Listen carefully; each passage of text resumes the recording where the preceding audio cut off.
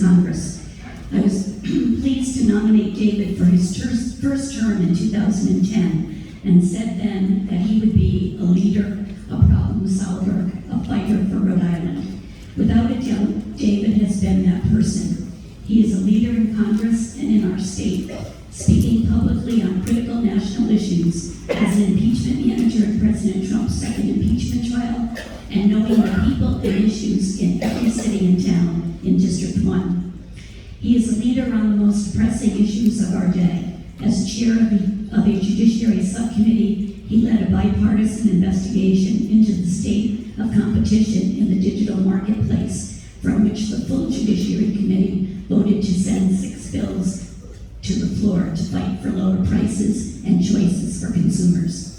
His legislation to prohibit discrimination against members of the LGBTQ community, the Equality Act, passed the House in this term. Long a supporter of legislation which promotes gun violence prevention, David has introduced several gun safety bills, including legislation banning assault weapons. Congressman Cicilline has worked tirelessly to see that Rhode Island receives funding from the American Rescue Plan and the Infrastructure Bill. Every year, his local office helps hundreds of constituents, small businesses, and nonprofits navigate federal departments and programs to solve individual and local problems. During these years of COVID, he has fought hard to deliver pandemic relief to our state and ensure our supply of vaccines. He works incredibly hard every day. He is a person of integrity and compassion, always a passionate advocate for the people of our state, an eternal optimist and believer in our American democracy. Please join me in nominating David Cicilline for his 7th term in Congress. Thank you, Ms.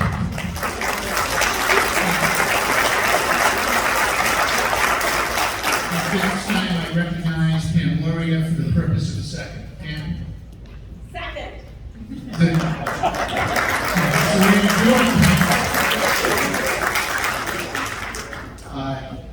A motion has been made and seconded. The nomination for David Cicilline has been made and seconded.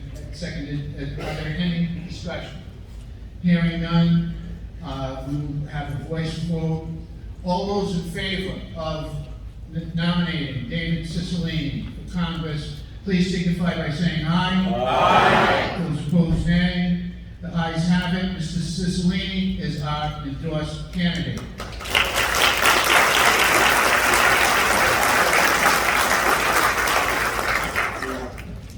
Next, we will do the 2nd Congressional District. I recognize Treasurer Seth Magaziner. It's 3 minutes.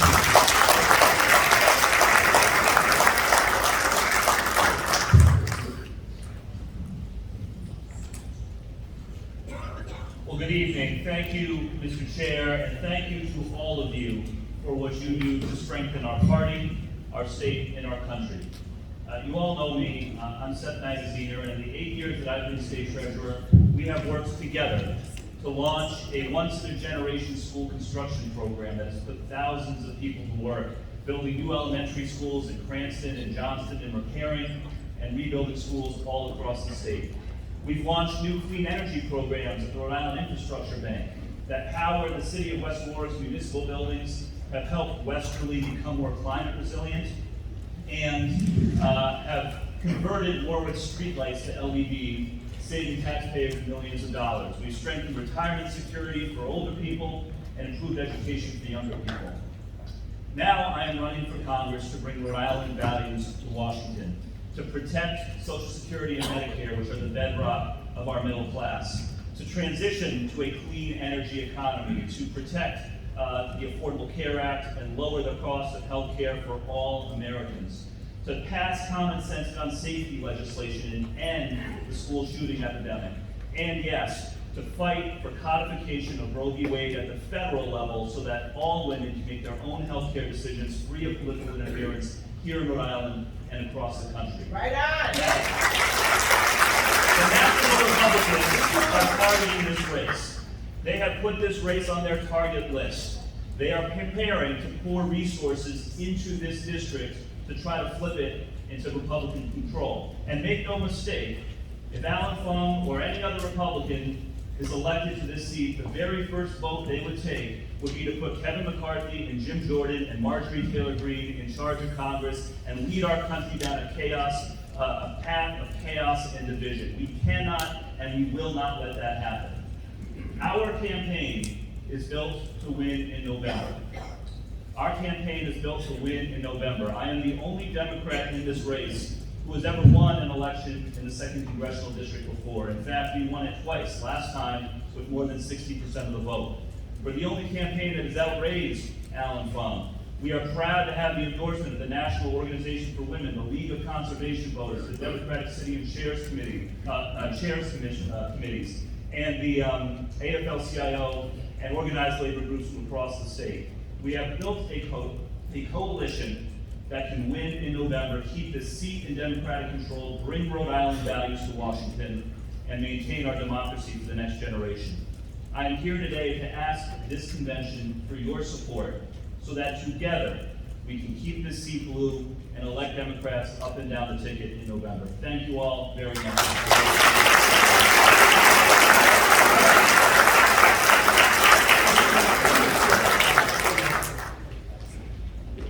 Thank you, Treasurer Magaziner. Next, I recognize Sarah Morgenthau for her speech. Sarah? Chair, why aren't we hearing the nomination? Keep walking, Sarah. Keep Morgan, walking. walk to the Pardon me? podium, please. Why aren't we hearing the nomination? Oh, the nomination speech. Oh, jeez. Oh, wait a minute, please. Sarah, can you hold on 1 second? Absolutely, sir. Sorry, So, Sarah. so close. Good evening, Chair. At this time, I will recognize Davis Maria Pucci. Good evening, Chairman. Good evening, Maria, welcome. Sorry about that. Please proceed. You have 2 minutes. I'm Maria Bucci from the city of Cranston. I'm proud to put forth the nomination of Seth Magaziner as our next representative in Congress from the 2nd District. Seth has been a great leader as our general treasurer, who has been deeply committed to school building construction, clean energy program, and creating jobs. As treasurer, he protected the pensions of our state employees and chartered a course for substantial growth in the fund. The Seth Magaziner that I know always enjoys a long history of standing up for what is right on issues that matter to all Rhode Islanders. Whether it be protecting women's rights to choose, sensible control on guns, supporting the environment through investment in the green economy, preserving the integrity of our elections, and the right of everyone to have access to voting, or ensuring that opportunities are afforded to everyone, not just those at the top. This election is so important. We've already seen the Republicans in Washington that are targeting our state as a place where they can pick up a seat and ensure that policies and corruption with Kevin McCarthy and Donald Trump will be back in force. There's too much at stake for our democracy, and that's why it's so important that we have the strongest Republican attack machine that is coming our way. And it's why I'm so proud, as a Rhode Islander, as a woman, as a mother, as a person from the great city of Cranston, and a proud Democrat, to nominate Seth Magaziner as the next representative in Congress from the 2nd District. Thank you, Maria. Next, I recognize Catherine Collette. I'm honored to second that. Nice job. Thank you. Next, I, at this time, recognize Sarah Morgenthau. Welcome.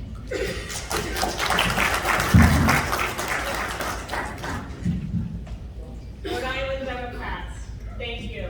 Thank you for giving me this opportunity, but most importantly, thanks to all of you who give back day in and day out, giving back to your community, giving back to democracy.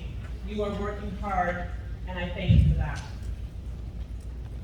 We are at a moment. We cannot take our eyes off the urgency of now. This has been a tough cycle, and we have a tough opponent on the other side. We cannot take this seat in CD2 for granted. am the one that can beat Alan Fung in November. We need a clear contrast. We have never sent a Democratic woman to Congress from Rhode Island, full stop. We are reeling from the news on Friday that Roe v. Wade was overturned. We cannot take our focus off of this urgency of now to create this contrast and make sure that we keep this seat in November. I am the only candidate who has experience in Washington. I am the candidate who has the experience of getting things done in Washington, and I will do that for our communities in this great state. Many of you know I have worked in 2 administrations. I worked in the Obama administration. I was at the Peace Corps doing food insecurity, health security. I then went to Homeland Security where I was working on cybersecurity, domestic terrorism, counterterrorism. I was the first woman to head up the private sector office for the entire Department of Homeland Security. I came back to go on an advisory board for Governor Raimondo on Homeland Security, bringing what I knew from Washington back here. I then later went to the Biden administration and headed up U.S. travel and tourism at the Department of Commerce in the Biden administration, something that's enormously important. Look, like you, public service runs through my veins. My mother ran for this seat in 1988. She was an immigrant to this country, the first one in her family to go to college. My grandfather was Secretary of Treasury. He sounded the alarm bells about the Jews and the Holocaust. My great-grandfather sounded the alarm bells about the Armenian genocide. And that sense of public service and giving back is what has guided me throughout my life. And it is why, like all of you, I want to come back and fight like heck in Washington for our communities. We cannot take this moment without the most seriousness. For our daughters, for our mothers, for our grandmothers, for our sisters, we need to send the first woman to Washington from the state of Rhode Island. Thank you.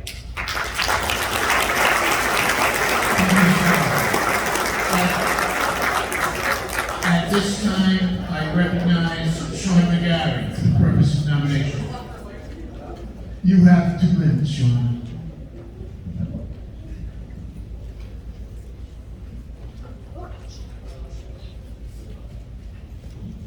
Thank you, Chairman.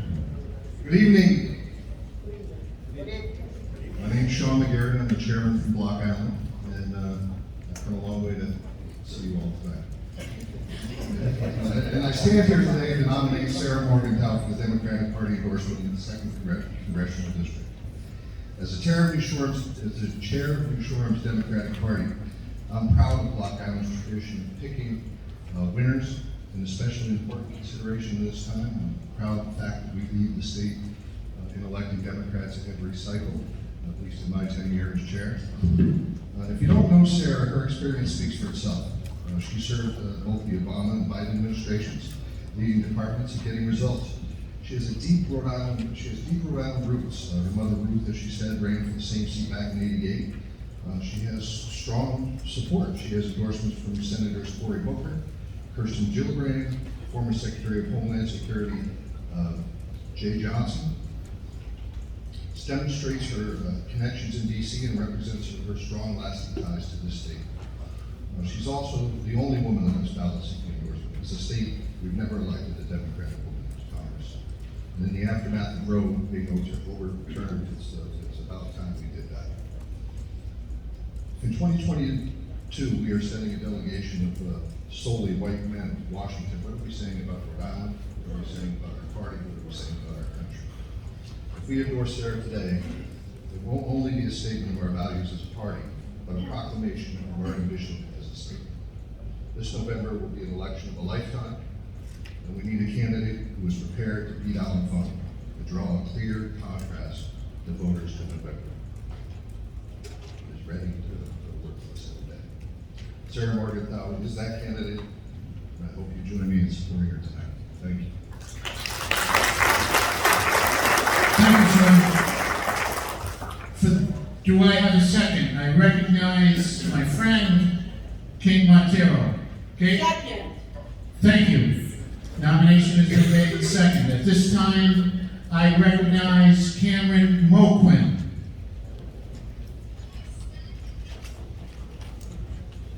As they say on TV, Cameron, come on down.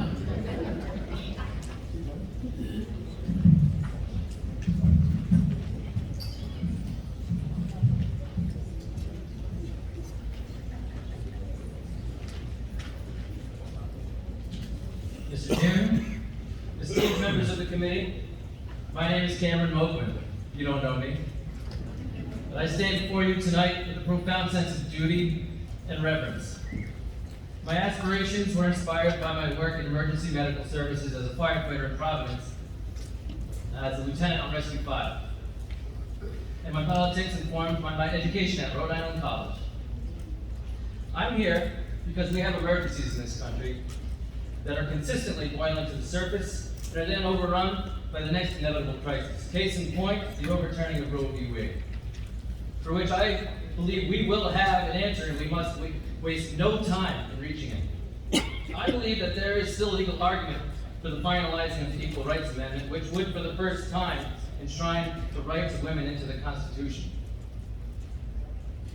We know that the fundamental rights of the LGBTQ+ community are in jeopardy now as well. We all know the suffering this court has already caused. There is truly an existential crisis of democracy at stake until the Supreme Court is rebalanced.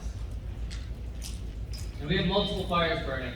The failures of the anarchic private healthcare system and the uncomfortable fact that systemic racism is still widespread are the roots of societal disease that will continue to beleaguer our country until that time that we decide that it's time to do something about it, and I believe that time is now.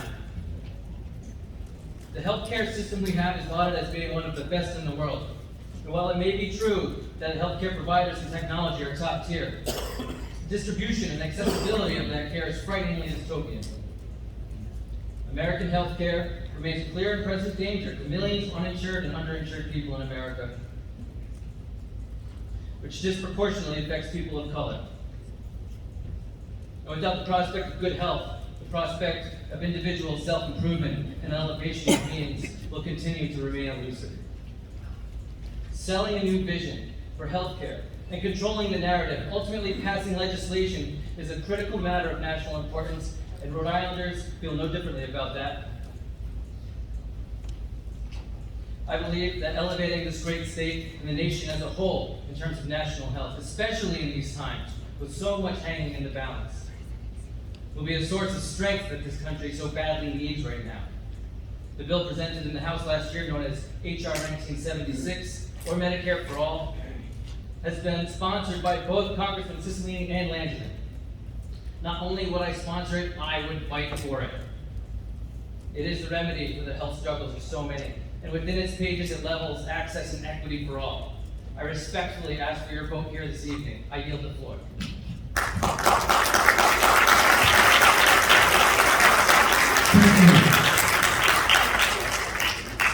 I recognize Alicia Ann Kelly for the purpose of nomination. You have 2 minutes. Thank you, Chair. My name is Alicia Ann Kelly. I'm the Sheriff from Situate. My nomination speech for Cameron Moquin on Thursday, when I was living in a world where Roe was the rule of the land, was a little different. Welcome, if that's even the right word to say, to the post-Roe world. My reasons for nomination have evolved. I've always felt that everyone deserves a seat at the table if they want it, so when Cameron asked me to nominate him so that he could address this committee, I obliged. But now there's plenty more reason, thanks to Friday's SCOTUS decision. There's a lot more at stake. I promise this speech, if uninterrupted, is under 2 minutes and relevant to why I'm nominating Cameron to seek endorsement in the congressional race.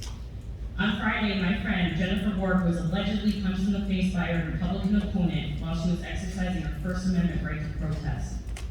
That punch was heard around the world while she was fighting for my right to seek abortion care, which is health care. Rhode Island is in the national news again because a black woman stood up for our rights and was targeted for it. It's important to vet every candidate for every race up and down the ballot. It's important to make sure that on the record and in their history as public servants, that candidates support the right to seek health care, including abortion, that they support LGBTQ+ rights, including the right to marry the person you love, that they support the fight against systemic racism and support intersectionality. The endorsement process is one of the tools that can be used to vet candidates to ensure that they support big D and little d democratic values in our big tent. To make sure that when they ask for your vote and ask for your support, that you know who you're voting for. In the spirit of inclusion and vetting candidates who seek the Democratic nomination, I, Alicia Ann Kelly, the chairwoman of the Situate Democratic Town Committee, nominate Cameron Mopen for endorsement in the 2nd Congressional District race. Thank you.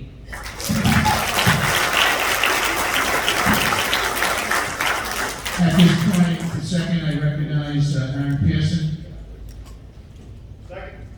Thank you. At this time, I recognize the Honorable David Siegel. David?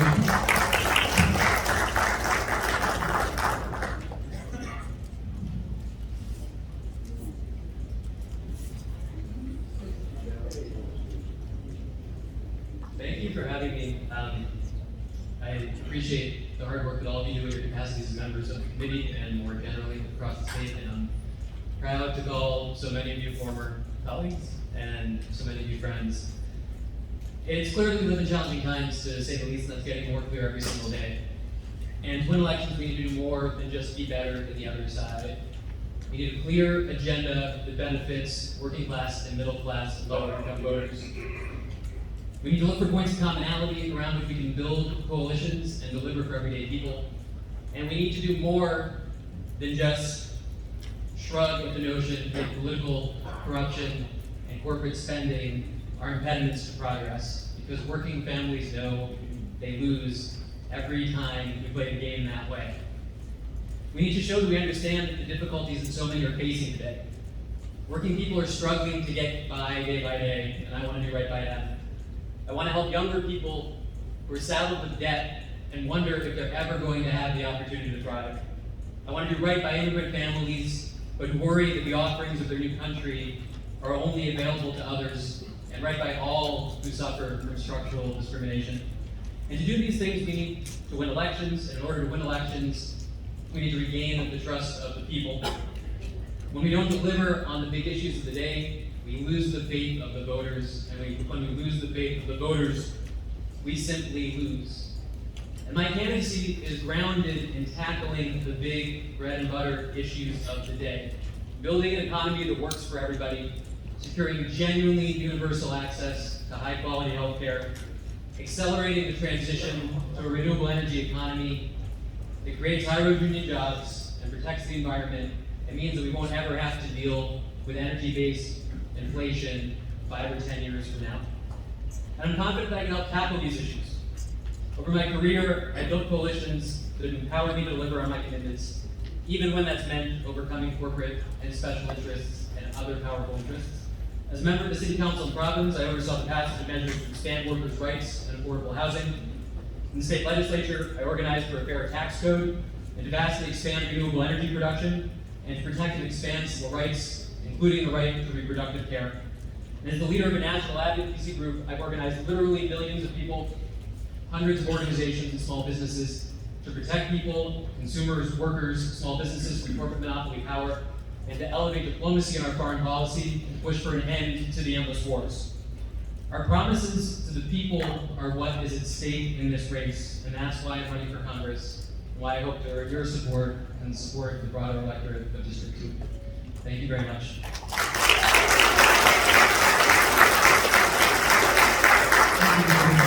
At this time, I recognize Meg Carter for the purpose of nomination. Right, Meg. Meg? Take your time. Thank you. Thank you, everyone. My name is Megan Cotter. I'm the chair of the Exeter Democrats. We do have Democrats in Exeter.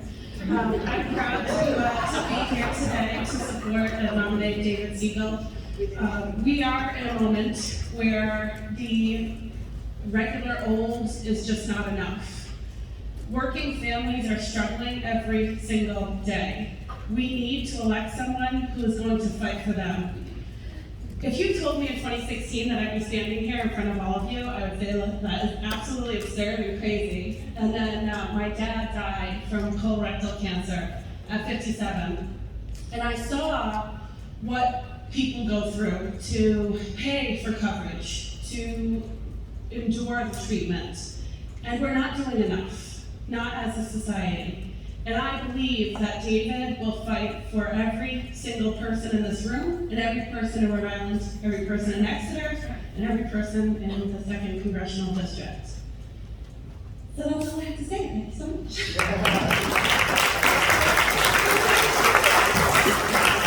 Thank you, May. For the purpose of a second, I recognize the Honorable Senator Sam Bell. Second. Thank you. The nominations have been made and seconded. Please remove the blue ballot for 2nd Congressional District from your packet. Make your choice. Sign the ballot and place it in the box held by the usher.